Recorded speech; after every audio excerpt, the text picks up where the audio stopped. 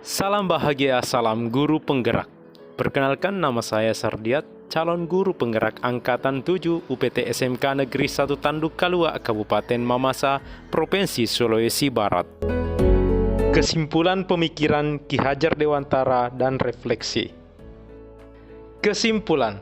Secara garis besar, pembicara dapat menyimpulkan pemikiran Ki Hajar Dewantara ke dalam beberapa poin.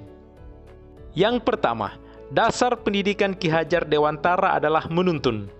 Maksud pendidikan Ki Hajar Dewantara adalah menuntun segala kekuatan kodrat yang ada pada anak, agar mereka dapat mencapai keselamatan dan kebahagiaan yang setinggi-tingginya baik sebagai manusia maupun sebagai anggota masyarakat. Seorang pendidik diibaratkan seorang petani yang merawat berbagai tanaman sesuai kebutuhan dari tanaman-tanamannya. Tentu saja beda jenis tanaman, beda perlakuan. Artinya bahwa kita seorang pendidik harus bisa menuntun dan melayani segala bentuk kebutuhan metode belajar siswa yang berbeda-beda. Kita harus bisa memberikan kebebasan kepada anak untuk mengembangkan ide, berpikir kreatif, mengembangkan bakat dan minat.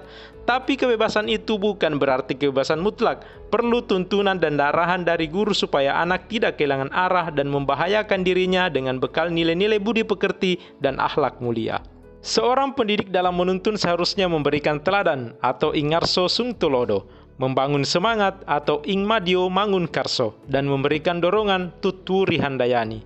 Semua ini bertujuan mencapai keselamatan dan kebahagiaan anak. Yang kedua, merdeka lahir dan batin. Kodrat anak itu adalah merdeka lahir dan batin. Merdeka adalah hidup secara lahir atau batin tidak tergantung kepada orang lain, akan tetapi bersandar pada kekuatan sendiri. Maksud pengajaran dan pendidikan yang berguna untuk peri kehidupan bersama ialah memerdekakan manusia sebagai bagian dari persatuan rakyat.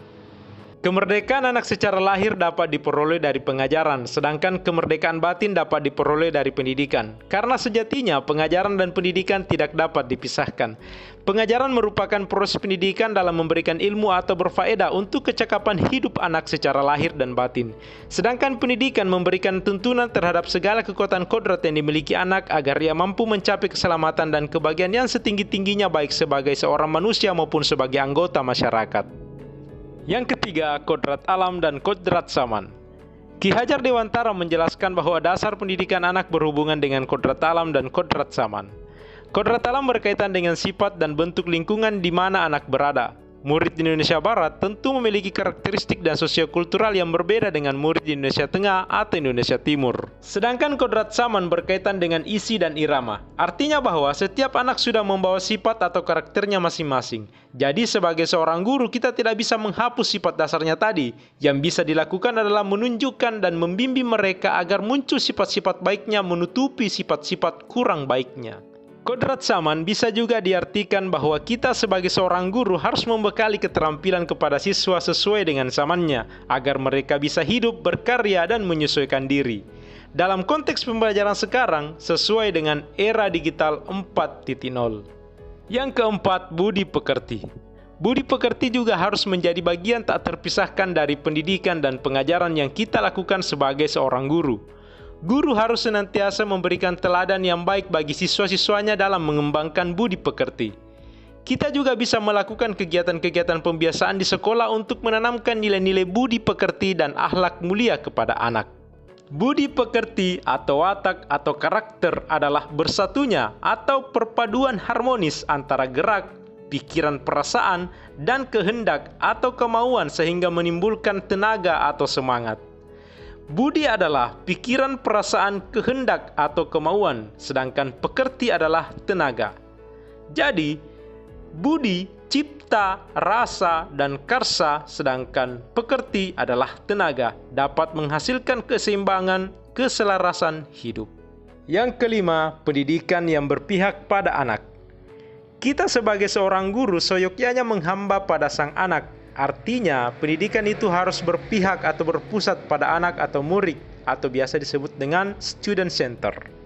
Itulah tadi beberapa poin yang menjadi kesimpulan mengenai pemikiran Ki Hajar Dewantara menurut pembicara. Selanjutnya, refleksi. Refleksi atau penilaian diri pembicara sebelum dan setelah mempelajari modul 1.1 ini adalah: pertama, Sebelum mempelajari modul ini, pembicara masih menuntut murid-murid pembicara untuk menguasai materi dan memperoleh hasil sempurna tanpa menuntun mereka dengan baik. Sekarang, pembicara berusaha untuk lebih menuntun murid dengan baik.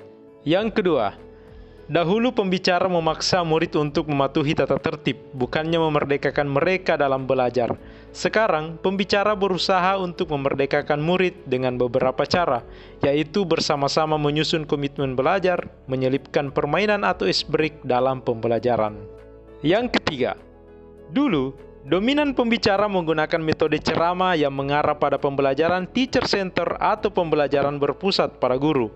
Sekarang, pembicara menggunakan metode beragam, mulai dari problem basic learning, project basic learning yang mendukung pembelajaran student center atau pembelajaran berpusat pada murid.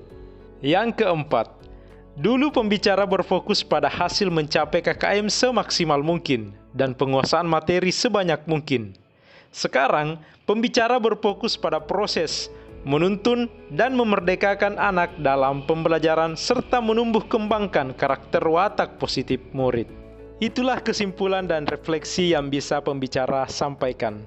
Terima kasih atas perhatiannya. Salam dan bahagia, salam guru penggerak.